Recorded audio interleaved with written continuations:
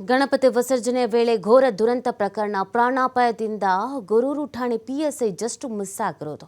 ಹಾಸನ ಜಿಲ್ಲೆ ಗೊರೂರು ಪೊಲೀಸ್ ಠಾಣೆಯ ಪಿಎಸ್ಐ ಧನರಾಜ್ ಗಣಪತಿ ಮೆರವಣಿಗೆ ವೇಳೆ ನಡ್ಕೊಂಡು ಬರ್ತಾ ಇದ್ದ ಪಿಎಸ್ಐ ಪಕ್ಕದಲ್ಲೇ ಹೋಗಿ ಭಕ್ತರ ಮೇಲೆ ಹರಿದಿದೆ ಲಾರಿ. ನೋಡಿ, ಪೊಲೀಸರು ಕೂಡ ಅಲ್ಲೇ ಇದ್ರು. ಎಚ್ಚರಿಕೆ ಮುಂಜಾಗ್ರತಾ ಕ್ರಮವಾಗಿ ಪೊಲೀಸರು ಕೂಡ ಇದೇ ಮೆರವಣಿಗೆಯಲ್ಲಿದ್ದರು.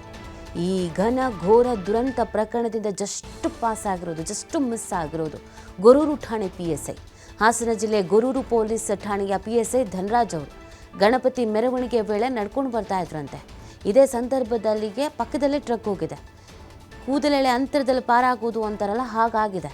ಪಿಎಸ್ಐ ಪಕ್ಕದಲ್ಲೇ ಹೋಗಿ ಭಕ್ತರ ಮೇಲೆ ಹರಿದಿದೆ ಈ ಲಾರಿ. ಇಲ್ಲ ಅಂತ ಅಂದರೆ ಅನಾಹುತ ಸಂಭವಿಸ್ತಾ ಇತ್ತು. ಅವರು ಕೂಡ ಮೆರವಣಿಗೆ ಹೇಗೆ ನಡೀತಿದೆ, ಏನು ಎತ್ತ ಅಂತ ಭದ್ರತೆಯನ್ನು ಚೆಕ್ ಮಾಡ್ತಾ ಇದ್ರಂತೆ. ಸೊ ಅದಕ್ಕೆ ಅಂತ ನಡ್ಕೊಂಡು ಬರ್ತಾ ಇದ್ರಂತೆ. ಈ ಸಂದರ್ಭದಲ್ಲಿಗೆ ಈ ಒಂದು ಅಪಘಾತ ಸಂಭವಿಸಿರೋದು. ಅವ್ರು ನಡ್ಕೊಂಡು ಬರ್ತಿದ್ದಂಥ ಸಂದರ್ಭದಲ್ಲಿಗೆ ಈ ಟ್ರಕ್ ಅವ್ರ ಕಣ್ಣು ಮುಂದೆನೇ ಹೋಗಿ ಭಕ್ತರ ಮೇಲೆ ಹರಿದಿದೆ. ಇವತ್ತಿಗೇನು 9 ಜನ ಸಾವನ್ನಪ್ಪಿದ್ದಾರೋ, ಈ ಪ್ರಕರಣ ಅವರ ಕಣ್ಣು ಮುಂದೆನೇ ನಡೆದಿರೋದು. ಅವರು ಜಸ್ಟ್ ಮಿಸ್ ಆಗಿದ್ದಾರೆ. ಈ ಬಗ್ಗೆ ಮತ್ತಷ್ಟು ಮಾಹಿತಿಯನ್ನು ನೀಡ್ತಾರೆ ನಮ್ಮ ಪ್ರತಿನಿಧಿ ಪ್ರಕಾಶ್. ಲೈವ್ನಲ್ಲಿ ಜಾಯ್ನ್ ಆಗ್ತಾ ಇದ್ದಾರೆ. ಪ್ರಕಾಶ್, ಈ ದುರಂತದ ಬಗ್ಗೆ ಒಂದೊಂದೇ ಮಾಹಿತಿಗಳು ಸಿಗ್ತಾ ಇದೆ. ಕೆಲವರು ಚಾಲಕ ಡ್ರಿಂಕ್ಸ್ ಮಾಡಿದ್ದ ಅಂತಿದ್ದಾರೆ, ಇನ್ನು ಕೆಲವರು ಚಾಲಕ ಡ್ರೈವ್ ಮಾಡ್ತಿರ್ಲಿಲ್ಲ, ಕ್ಲೀನರ್ ಮಾಡ್ತಿದ್ದ ಅಂತಿದ್ದಾರೆ.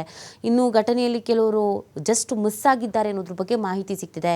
ಇವತ್ತಿನ ಅಪ್ಡೇಟ್ ಏನೇನಿದೆ ಅಂತ? ನೀತಿ, ಈ ಪ್ರಕರಣವನ್ನು ಕೆದಕುತ್ತಾ ಹೋದರೆ ಒಂದಿಲ್ಲ ಒಂದು ಮಾಹಿತಿ ಹೊರಗೆ ಬರ್ತಾನೇ ಇರುವಂಥದ್ದು. ಒಂದು ಪ್ರಕಾರ ಹೇಳ್ತಾ ಇರುವಂಥದ್ದು, ಇಲ್ಲಿನ ಸ್ಥಳೀಯರ ಮಾಹಿತಿಯ ಪ್ರಕಾರ ಚಾಲಕ ಭುವನೇಶ್ ಏನಿದ್ದಾನೆ ಆತ ಸಾಕಷ್ಟು ಪಾನಮತ್ತನಾಗಿದ್ದ ಅನ್ನುವ ಮಾಹಿತಿಯನ್ನು ಕೂಡ ಹೇಳ್ತಾ ಇರುವಂಥದ್ದು. ಒಂದು ಕಡೆ ಅದೆಲ್ಲೋ ಈ ಹಿಂದೆ ಹಾಸನದಿಂದ ಇಂಡಸ್ಟ್ರಿಯಲ್ ಏರಿಯಾ ಏನಿದೆ, ಇಂಡಸ್ಟ್ರಿಯಲ್ ಏರಿಯಾದಲ್ಲಿ ಬರ್ತಕ್ಕಂತಹ ಸಂದರ್ಭದಲ್ಲಿ ಅಲ್ಲಿ ಅಪಘಾತವನ್ನು ಮಾಡಲಾಗಿತ್ತು. ನಂತರದಲ್ಲಿ ಓವರ್ ಸ್ಪೀಡ್ನಲ್ಲಿದ್ದ, ಹಾಗಾಗಿ ಅವನ್ನ ಏನಾದರೂ ಬೇರೆಯವರು ಓವರ್ಟೇಕ್ ಮಾಡಿ ಅಂದರೆ ಅವನ್ನ ಹಿಡಿಲಿಕ್ಕೆ ಏನಾದರೂ ಬಂದಂಥ ಸಂದರ್ಭದಲ್ಲಿ ಈ ಥರ ಆಯಿತಾ, ಸಾಕಷ್ಟು ಪ್ರಶ್ನೆಗಳು ಇದರಲ್ಲಿ ಬರ್ತಾ ಇರುವಂಥದ್ದು. ಇದು ಪೊಲೀಸರು ತನಿಖೆ ಮಾಡಿದ ನಂತರ ಸ್ಪಷ್ಟವಾಗಿ ಗೊತ್ತಾಗುತ್ತೆ. ಯಾಕಂದರೆ ಯಾರ್ಯಾರು ಏನೇನು ಹೇಳ್ತಾರೆ ಅದನ್ನೆಲ್ಲವನ್ನು ಕೂಡ ನಾವು ಹೇಳಲಿಕ್ಕೆ ಅಸಾಧ್ಯ. ಹಾಗಾಗಿ ಪೊಲೀಸರು ಈಗಾಗಲೇ ಚಾಲಕ ಮತ್ತು ಲಾರಿ ಕ್ಲೀನರ್ ಏನಿದ್ದಾನೆ ಆತನನ್ನು ತನಿಖೆಗೆ ಒಳಪಡಿಸಿದಂತಹ ಸಂದರ್ಭದಲ್ಲಿ ಆತ ಪಾನಮತ್ತನಾಗಿದ್ದ, ಅಚಾತುರ್ಯವಾಗಿ ಅಚಾನಕ್ಕಾಗಿ ಘಟನೆ ನಡೆದಿದೆಯಾ ಅನ್ನುವ ತನಿಖೆಯನ್ನು ಕೂಡ ಈಗಾಗಲೇ ಮಾಡಬೇಕಾಗುತ್ತೆ. ಒಂದು ಕಡೆ ಗೊರೂರು ಠಾಣೆಯಲ್ಲಿ ಭುವನೇಶ್ ವಿರುದ್ಧ ಈಗಾಗಲೇ FIR ಕೂಡ ದಾಖಲಾಗಿರ್ತಕ್ಕಂಥದ್ದು. ಜೊತೆಗೆ ಬಹಳ ಮುಖ್ಯವಾಗಿ ಗೊರೂರು PSI ಏನಿದ್ದಾರೆ ಅವರು ಕೂಡ ಪ್ರಾಣಾಪಾಯದಿಂದ ಪಾರಾಗಿದ್ದಾರೆ. ಅದೃಷ್ಟವಶಾತ್ ಪ್ರಾಣಾಪಾಯದಿಂದ ಪಾರಾಗಿದ್ದಾರೆ ಅಂತಲೇ ಹೇಳ್ಬೋದು. ಘಟನೆಯ ವೇಳೆಯಲ್ಲಿ ಗಣೇಶ ವಿಸರ್ಜನೆ ಎಡಭಾಗದ ರಸ್ತೆಯಲ್ಲಿ ವಿಸರ್ಜನೆಯ ಮೆರವಣಿಗೆ ಬರ್ತಾ ಇರುತ್ತೆ. ಬಲಭಾಗದಲ್ಲಿ ಗೊರೂರು ಠಾಣೆಯ PSI ಕೂಡ ನಡೆದುಕೊಂಡು ಹೋಗ್ತಾ ಇರ್ತಾರೆ. ಅಂತಹ ಸಂದರ್ಭದಲ್ಲಿ ಅಚಾನಕ್ಕಾಗಿ ಲಾರಿ ಸ್ಪೀಡಾಗಿ ಬರುವಂಥದ್ದು, ಬ್ಯಾರಿಕೇಡ್ನ ಒಡೆದಾಕಿ ಒಳಗಡೆ ಲಾರಿ ನುಗ್ಗುತ್ತೆ. ಅಂಥ ಸಂದರ್ಭದಲ್ಲಿ ಸ್ಥಳದಲ್ಲಿ 3 ರಿಂದ 4 ಜನ ಸಾವನ್ನಪ್ತಾರೆ. ಆಸ್ಪತ್ರೆಗೆ ತೆಗೆದುಕೊಂಡು ಹೋಗ್ತಿದ್ದಂಥ ಸಂದರ್ಭದಲ್ಲಿ ಮಾರ್ಗ ಮಧ್ಯೆ ಒಂದಿಷ್ಟು ಜನ ಸಾವನ್ನಪ್ತಾರೆ. 9 ಜನ ಈಗಾಗಲೇ ಸಾವನ್ನಪ್ಪಿರುವಂಥದ್ದು.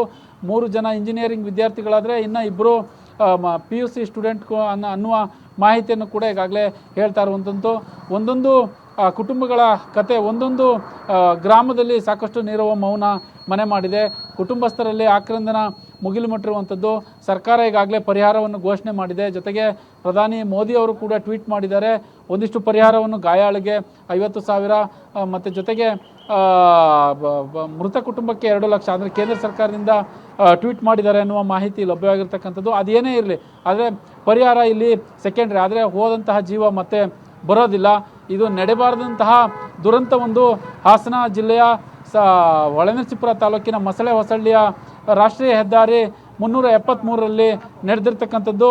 ಹಾಗಾಗಿ ಈಗ ನಾವು ನಿನ್ನೆ ಏನು ನಡೀತು ಘಟನಾ ಸ್ಥಳದಲ್ಲಿ ಇದ್ದೀವಿ. ಇಲ್ಲಿಗೆ ಇವತ್ತು ಕೃಷ್ಣ ಬೈರೇಗೌಡರು ಜಿಲ್ಲಾ ಉಸ್ತುವಾರಿ ಸಚಿವರು ಬರ್ತಾರೆ. ಈಗಾಗಲೇ ಗಾಯಾಳುಗಳನ್ನು BJP ನಾಯಕ CT ರವಿ ಅವರು ವಿಚಾರಿಸಿರುವಂಥದ್ದು, ಒಂದಿಷ್ಟು ಪ್ರತಿಕ್ರಿಯೆಯನ್ನು ಕೂಡ ಕೊಟ್ಟಿರುವಂಥದ್ದು. ಈ ಘನಘೋರ ದುರಂತ ನಡಿಬಾರ್ದಾಗಿತ್ತು, ಆದರೆ ನಡೆದಿದೆ. ಇದರಲ್ಲಿ ಯಾರನ್ನೂ ಕೂಡ ದೂಷಿಸಲು ಸಾಧ್ಯವಾಗ್ತಾ ಇಲ್ಲ. ತನಿಖೆ ನಡೀತಾ ಇದೆ ಅನ್ನುವ ಮಾತನ್ನು CT ರವಿ ಹೇಳಿರುವಂಥದ್ದು. ಉಸ್ತುವಾರಿ ಸಚಿವರು ಕೃಷ್ಣ ಬೈರೇಗೌಡರು ಈಗಾಗಲೇ ಹಾಸನ ಜಿಲ್ಲಾಧಿಕಾರಿ ಲತಾ ಕುಮಾರಿ ಅವರ ಜೊತೆ ನಿರಂತರ ನಿಕಟವಾದಂತಹ ಸಂಪರ್ಕದಲ್ಲಿ ಇಟ್ಕೊಂಡಿರುವಂಥದ್ದು. ಇದರ ಪ್ರತಿದಿನದ ಪ್ರತಿ ಗಂಟೆಯ ಪ್ರತಿ ನಿಮಿಷದ ಅಪ್ಡೇಟ್ಗಳನ್ನು ಕೂಡ ತೆಗೆದುಕೊಳ್ತಿದ್ದಾರೆ ಅನ್ನುವ ಮಾಹಿತಿ ಲಭ್ಯವಾಗಿದೆ. ಈಗ ಮಸಳೆ ಹೊಸಳ್ಳಿಯ ಗ್ರಾಮದ ಆ ಜಾಗ ಏನಿತ್ತು, ಆ ಸ್ಪಾಟ್ ಏನಿತ್ತು, ಆ ಸ್ಪಾಟ್ನಲ್ಲಿ ಕೂಡ ಈಗಾಗಲೇ ಇರುವಂಥದ್ದು. ನಾವು ಮುಂದೆ ಸಾಗ್ತಾ ಇದ್ದೀವಿ. ಈಗ ಲಾರಿ ಹೋಗ್ತಾ ಇದೆ, ಆ ಲಾರಿಯ ಪಕ್ಕದಲ್ಲಿ ಏನು ಒಂದು ಬ್ಯಾರಿಕೇಡ್ ಅಂದರೆ ಕಂಬಿಯನ್ನು ಅಳವಡಿಸಿ ಆ ಕಡೆಯಿಂದ ಈ ಕಡೆಗೆ ದಾಟಲಿಕ್ಕೆ ಸಾಧ್ಯವಾಗದಂತಹ ಜಾಗವನ್ನು ಕೂಡ ನಿರ್ಮಾಣ ಮಾಡಿದರು. ಆದರೆ ಇನ್ನೆಷ್ಟು ಜೋರಾಗಿ ಬಂದ ಆ ಚಾಲಕ, ಅದರಲ್ಲೂ ಒಂದು ಬೈಕಿಗೆ ಡಿಕ್ಕಿ ಹೊಡೆದು ಅವರು ಸ್ಥಳದಲ್ಲಿ ಸಾವನ್ನಪ್ತಾರೆ. ನಂತರದಲ್ಲಿ ಮತ್ತೆ ಬ್ಯಾರಿಕೇಡ್ಗೆ ಡಿಕ್ಕಿ ಹೊಡೆದಿರುವಂಥದ್ದು. ಆ ಬ್ಯಾರಿಕೇಡ್ಗೆ ಡಿಕ್ಕಿ ಹೊಡೆದು ಈ ಕಡೆ ಒಂದು ಆಟೋ ಇರುತ್ತೆ, ಆಟೋಗೂ ಬಂದು ಗುದ್ದಿ ನಂತರ ಜನಗಳ ಮೇಲೆ ಹರಿದಿರುವಂತಹ ಘಟನೆ ಈಗಾಗಲೇ ನಡೆದಿದೆ ಸಾಕಷ್ಟು. ಯಾಕಂದರೆ ಇಲ್ಲಿ ಈ ತನಿಖೆಯನ್ನು ಹುಡುಕ್ತಾ ಹೋದರೆ ಇಲ್ಲಿ ಪೊಲೀಸರು ಸಾಕಷ್ಟು ತನಿಖೆಯನ್ನು ಕೂಡ ಮಾಡಬೇಕಾಗುತ್ತೆ. ಸ್ಥಳೀಯರು ಸಾಕಷ್ಟು ಆಕ್ರೋಶವನ್ನು ಕೂಡ ವ್ಯಕ್ತಪಡಿಸ್ತಾ ಇದ್ರು. ಅದರಲ್ಲೂ ಸ್ಥಳಕ್ಕೆ ರಾಜಕಾರಣಿಗಳು, ಹಾಸನ ಜಿಲ್ಲೆಯ ಬಹುದೊಡ್ಡ ರಾಜಕಾರಣಿಗಳು, ರೇವಣ್ಣ ಆಗಿರ್ಬೋದು, ಸಂಸದ ಶ್ರೇಯಸ್ ಪಟೇಲ್ ಆಗಿರ್ಬೋದು, ಸೂರಜ್ ರೇವಣ್ಣ ಆಗಿರ್ಬೋದು, ಎಲ್ಲರೂ ಕೂಡ, ನಿಖಿಲ್ ಕುಮಾರಸ್ವಾಮಿ ಆಗಿರ್ಬೋದು, ಎಲ್ಲರೂ ಇಲ್ಲಿಗೆ ಸ್ಥಳಕ್ಕೆ ಬರ್ತಾರೆ, ಗಾಯಾಳುಗಳನ್ನ ವಿಚಾರಿಸ್ತಾರೆ, ಒಂದಿಷ್ಟು ಆಕ್ರೋಶವನ್ನು ವ್ಯಕ್ತಪಡಿಸ್ತಾರೆ. ಒಂದು ರಾತ್ರಿಯೇ ಕೂಡ ರೇವಣ್ಣರವರು TV5ಗೆ ಒಂದು ಹೇಳಿಕೆಯನ್ನು ಕೂಡ ನೀಡಿದರು. ಅಂದರೆ ಪಾನಮತ್ತನಾಗಿದ್ದನ, ಚಾಲಕ ಪಾನಮತ್ತನಾಗಿದ್ದಾನ, ಅದನ್ನು ಮೊದಲು ಇವರು ತನಿಖೆ ಮಾಡಬೇಕಾಗುತ್ತೆ. ಯಾಕೆ ಇಷ್ಟೊಂದು ಜನ ಮೆರವಣಿಗೆ ಮಾಡ್ತಿದ್ದಂತಹ ಸಂದರ್ಭದಲ್ಲಿ ನೋಡಿ, ಯಾಕಂದರೆ 500ರಿಂದ 1000ಕ್ಕೂ ಹೆಚ್ಚು ಜನ ಇಲ್ಲಿ ಗಣೇಶ ವಿಸರ್ಜನೆಯಲ್ಲಿ ಪಾಲ್ಗೊಂಡಿರ್ತಾರೆ, ಮೆರವಣಿಗೆ ಮಾಡ್ತಾ ಇರ್ತಾರೆ. ಆ ಮೆರವಣಿಗೆ ಮಾಡ್ತಿದ್ದಂತಹ ಸಂದರ್ಭದಲ್ಲಿ ಪೊಲೀಸರು, ಗೊರೂರು ಪೊಲೀಸ್ ಠಾಣೆಯವರು ಇಲ್ಲಿ ಬೀಡು ಬಿಟ್ಟಿರ್ತಾರೆ. ಅಂದರೆ ಆ ಪೊಲೀಸ್ ಠಾಣಾ ವ್ಯಾಪ್ತಿಯಲ್ಲಿ ಆಗಿರ್ತಕ್ಕಂತಹ ಸಂದರ್ಭದಲ್ಲಿ ಏನು ಒಂದು 15ರಿಂದ 20 ಜನ ಪೊಲೀಸರು ಇಲ್ಲಿ ಬೀಡು ಬಿಟ್ಟಿದ್ರು. ಒಂದಿಷ್ಟು ಅವರಿಗೆ ಮಾರ್ಗದರ್ಶನವನ್ನು ಕೂಡ ನೀಡಿದರು. ಅಂದರೆ ಹಿಂದೆ ವಾಹನಗಳನ್ನ ಅಲ್ಲಿ ಬ್ರೇಕ್ ಮಾಡಲಾಗಿತ್ತು. ಈ ರಸ್ತೆ ಏನಿದೆ ಈಗ ಹೋಗ್ತಾ ಇದೆಯಲ್ಲ, ಇದು ಹಾಸನ ಕಡೆಗೆ ಹೋಗೋ ರಸ್ತೆ, ನನ್ನ ಹಿಂದೆ ಇರುವಂಥದ್ದು. ಈ ರಸ್ತೆಯನ್ನು ಒಂದು ಸ್ವಲ್ಪ ಹೊತ್ತು ಬ್ಯಾನ್ ಮಾಡಲಾಗಿತ್ತು. ಆ ಕಡೆ ಏಕಮುಖ ಸಂಚಾರಕ್ಕೆ ಅವಕಾಶ ಮಾಡಿಕೊಡ್ಲಾಗಿತ್ತು. ಹಾಗಾಗಿ ಪೊಲೀಸರು ಕೂಡ ಸಾಕಷ್ಟು ಮುಂಜಾಗ್ರತಾ ಕ್ರಮವಾಗಿ ಕೆಲಸ ಮಾಡ್ತಿದ್ರು ಅನ್ನುವ ಮಾಹಿತಿ ಇರುವಂಥದ್ದು. ಆದರೆ ಸ್ಥಳೀಯರು ಒಂದೊಂದು ರೀತಿಯ ಒಂದೊಂದು ಥರವಾಗಿ ಆರೋಪ ಮಾಡ್ತಾರೆ. ಇಲ್ಲಿ ಪೊಲೀಸ್ ಭದ್ರತೆ ಇರಲಿಲ್ಲ, ಹೆಚ್ಚು ಪೊಲೀಸರು ಇರಲಿಲ್ಲ, ಟ್ರಾಫಿಕ್ ಪೊಲೀಸರು ಇರಲಿಲ್ಲ ಅನ್ನುವ ಆರೋಪವನ್ನು ಮಾಡ್ತಾರೆ.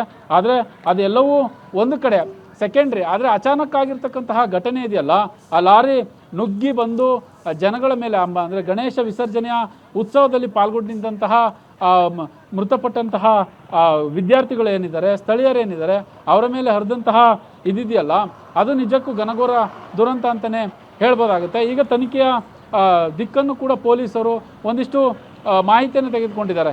ದಕ್ಷಿಣ ವಲಯ IGP ಬೋರ್ಲಿಂಗಯ್ಯರವರು ತಡರಾತ್ರಿಯಿಂದಲೂ ಹಾಸನದಲ್ಲಿ ಬೀಡು ಬಿಟ್ಟಿರುವಂಥದ್ದು. ಜೊತೆಗೆ ಮೊಹಮ್ಮದ್ ಸುಜಿತ್ SP ಅವರು ಕೂಡ ಸಾಕಷ್ಟು ಮಾಹಿತಿಯನ್ನು ತೆಗೆದುಕೊಂಡಿದ್ದಾರೆ. ಒಂದೊಂದು ರೀತಿಯಾಗಿ ಯಾವೆಲ್ಲ ತನಿಖೆಗಳನ್ನ ಮಾಡಬೇಕು ಆ ರೀತಿಯಾಗಿ ಒಂದು 3 ಟೀಮ್ ಮಾಡಿದ್ದಾರೆ ಅನ್ನುವ ಮಾಹಿತಿ ಲಭ್ಯವಾಗಿರ್ತಕ್ಕಂಥದ್ದು. ಹಾಗಾಗಿ ಅವೆಲ್ಲವನ್ನು ಕೂಡ ಪೊಲೀಸರು ನೋಡಿಕೊಳ್ತಾ ಇದ್ದಾರೆ. ಕೆಲವೇ ಕ್ಷಣಗಳಲ್ಲಿ ಇಲ್ಲಿಗೆ ಜಿಲ್ಲಾ ಉಸ್ತುವಾರಿ ಸಚಿವ ಕೃಷ್ಣ ಬೈರೇಗೌಡರು ಕೂಡ ಬರ್ತಾರೆ ಅನ್ನುವ ಮಾಹಿತಿ ಲಭ್ಯವಾಗಿರ್ತಕ್ಕಂಥದ್ದು. ಸ್ಥಳೀಯರಿಗೆ ನಾವು ಇನ್ನೊಂದು ದೃಶ್ಯಾವಳಿಗಳನ್ನು ತೋರಿಸ್ತೀನಿ ನೀತಿ. ಈಗಾಗಲೇ ಪೊಲೀಸರು ಮತ್ತು ಪೊಲೀಸರು ಇಲ್ಲಿ ಸ್ಥಳದಲ್ಲಿ ಬೀಡು ಬಿಟ್ಟಿದ್ದಾರೆ. ಇಲ್ಲಿಗೆ ಈ ಘಟನಾ ಸ್ಥಳಕ್ಕೆ ಜಿಲ್ಲಾ ಉಸ್ತುವಾರಿ ಸಚಿವ ಕೃಷ್ಣ ಬೈರೇಗೌಡರು ಬರ್ತಾರೆ ಅನ್ನುವ ಮಾಹಿತಿ ಇರುವಂಥದ್ದು. ಹಾಗಾಗಿ ಒಂದಿಷ್ಟು ಪೊಲೀಸ್ ಭದ್ರತೆಯನ್ನು ಕೂಡ ಹೆಚ್ಚಿಸ್ಕೊಂಡಿದ್ದಾರೆ. ಆಮೇಲೆ ಜೊತೆಗೆ ನಮಗೆ ಒಂದು ದೃಶ್ಯಾವಳಿ ಸಿಕ್ಕಿದೆ. ಆ ದೃಶ್ಯ ಏನಂತ ಅಂದರೆ, ಸೇಮ್ ಈ ಜಾಗದಲ್ಲಿ ಅಂದರೆ ಲಾರಿ ಏನಿದೆ, ಆ ಲಾರಿ ಹರಿದು ಬರುತ್ತಲ್ಲ, ಆ ಹರಿದು ಬರುವಂತಹ ವಿಡಿಯೋ ಏನಿದೆ, ಆ ವಿಡಿಯೋನ ಮೋಸ್ಟ್ಲಿ ಬಹುತೇಕ ಈ ಬಿಲ್ಡಿಂಗ್ ಏನಿದೆ, ಆ ಹಳ್ಳಿ ರೆಸ್ಟೋರೆಂಟ್ ಅಂದರೆ ಚೇತನ್ ಸಂಕೀರ್ಣ ಅಂತ ಏನು ಬಿಲ್ಡಿಂಗ್ ಏನಿದೆ, ಆ ಬಿಲ್ಡಿಂಗ್ನಿಂದ ಮೋಸ್ಟ್ಲಿ ಕವರೇಜ್ ಮಾಡಿಸಬೇಕು ಅನಿಸುತ್ತೆ. ಅಂದರೆ ಮೊಬೈಲ್ನಲ್ಲಿ ಕವರ್ ಮಾಡಿಸುತ್ತೆ ಅನಿಸುತ್ತೆ. ಆ ಲಾರಿ ಇಲ್ಲಿಂದ ಬಂದು ವೇಗವಾಗಿ ನುಗ್ಗುವಂತಹ ದೃಶ್ಯ ಮೋಸ್ಟ್ಲಿ ಆ ಬಿಲ್ಡಿಂಗ್ನಿಂದ ತೆಗೆದಿರ್ಬೋದು ಅನ್ನುವ ಸಾಧ್ಯತೆಗಳು ಕೂಡ ಈಗಾಗಲೇ ಇರುವಂಥದ್ದು. ಇಲ್ಲಿ ಈಗಾಗಲೇ ವಿದ್ಯಾರ್ಥಿಗಳು ಸಾವನ್ನಪ್ಪಿದ್ದಾರೆ, ಜೊತೆಗೆ ಸ್ಥಳೀಯರು ಸಾವನ್ನಪ್ಪಿದ್ದಾರೆ. ಅವರ ಮನೆ ಹತ್ರ ಹೋಗಿದ್ದು, ಹೊಳೆನರಸೀಪುರ ತಾಲೂಕಿನ ಡಣಾಯಕನಹಳ್ಳಿ ಏನಿದೆ, ಆ ಡಣಾಯಕನಹಳ್ಳಿ ಮನೆ ಹತ್ರ ಹೋಗಿದ್ದು ಈಶ್ವರ್ ಎಂಬುವ ಹುಡುಗ, PUC ಹುಡುಗ, ಓದ್ತಿದ್ದಂತಹ PUC ಹುಡುಗ ಈಗಾಗಲೇ ಮೃತಪಟ್ಟಿದ್ದಾನೆ. ಅವರ ಮನೆಯ ಆಕ್ರಂದನ, ಅವರ ಪೋಷಕರ ಗೋಳಾಟ, ನರಳಾಟ ಎಲ್ಲವನ್ನೂ ಕೂಡ ನೋಡಲಿಕ್ಕೆ ಸಾಧ್ಯ ಇಲ್ಲ. ಅಲ್ಲಿಗೆ ಹೋದಂಥ ಸಂದರ್ಭದಲ್ಲಿ ಎಲ್ಲರೂ ಭಾವುಕರಾಗ್ತಾರೆ. ಆ ದೃಶ್ಯವನ್ನು ನೋಡಿದಂಥ ಸಂದರ್ಭದಲ್ಲಿ ಎಲ್ಲರೂ ಭಾವುಕರಾಗ್ತಾರೆ. ಆ ಥರದ ಒಂದು ಸಾಕಷ್ಟು ಕನಸುಗಳನ್ನ ಕಟ್ಟಿಕೊಂಡಿದೆ. SLCಯಲ್ಲಿ ಸುಮಾರು 97 ಅಂದರೆ 97ರಿಂದ 98% ತೆಗೆದಿದ್ದ, ಊರಿನಲ್ಲಿ ಒಳ್ಳೆಯ ಹೆಸರನ್ನು ಕೂಡ ಪಡೆದುಕೊಂಡಿದ್ದ ಅನ್ನುವ ಮಾಹಿತಿ ಗ್ರಾಮಸ್ಥರು TV5ಗೆ ಹೇಳ್ತಾ ಇದ್ರು. ಹಾಗಾಗಿ ಒಬ್ಬೊಬ್ರದ್ದು ಒಂದೊಂದು ಕತೆ ಇದೆ. ವಿದ್ಯಾರ್ಥಿಗಳು, ಒಬ್ಬ ಬಳ್ಳಾರಿ ಮೂಲದವರು, ಇನ್ನೊಬ್ಬರು ಚಿಕ್ಕಮಗಳೂರು ಮೂಲದವರು, ಮತ್ತೊಬ್ಬ ಚಿತ್ರದುರ್ಗ ಮೂಲದವರು, ಜೊತೆಗೆ ಸ್ಥಳೀಯ 2 ವಿದ್ಯಾರ್ಥಿಗಳು, ಇಲ್ಲಿಯವರು ವಿದ್ಯಾರ್ಥಿಗಳು. ಹಾಗಾಗಿ ಇಲ್ಲಿ ಇಂಜಿನಿಯರಿಂಗ್ ಕಾಲೇಜ್ ಇದೆ. ಆ ಕಾಲೇಜು ವ್ಯಾಸಂಗ ಮುಗಿಸಿ ನಿನ್ನೆ ಸಂಜೆ ಶನಿವಾರ ಆಗಿರುತ್ತೆ ಒಂದಿಷ್ಟು ಗಣೇಶ ಉತ್ಸವದಲ್ಲಿ ಪಾಲ್ಗೊಂಡು ವಿಜೃಂಭಣೆಯಿಂದ ಆಚರಣೆ ಮಾಡಲಿಕ್ಕೆ ಬಂದಿರ್ತಾರೆ. ಆದರೆ ಈ ಘನಘೋರ ದುರಂತಕ್ಕೆ 9 ಜನ ಬಲಿಯಾಗಿರ್ತಕ್ಕಂಥದ್ದು ನಿಜವಾಗ್ಲೂ ಅಸಾಧ್ಯ, ಅದನ್ನು ಹೇಳಲಿಕ್ಕೆ ಆಗ್ತಾ ಇಲ್ಲ. ಹೀಗಾಗಿ ಒಟ್ಟಾರೆ ಈಗ ಸರ್ಕಾರ ಪರಿಹಾರ ಘೋಷಣೆ ಮಾಡಿದೆ. ಇನ್ನೊಂದು ಕಡೆ ಗಾಯಾಳ ವೆಚ್ಚವನ್ನು ಕೂಡ ಭರಿಸ್ತಾ ಇರುವಂಥದ್ದು.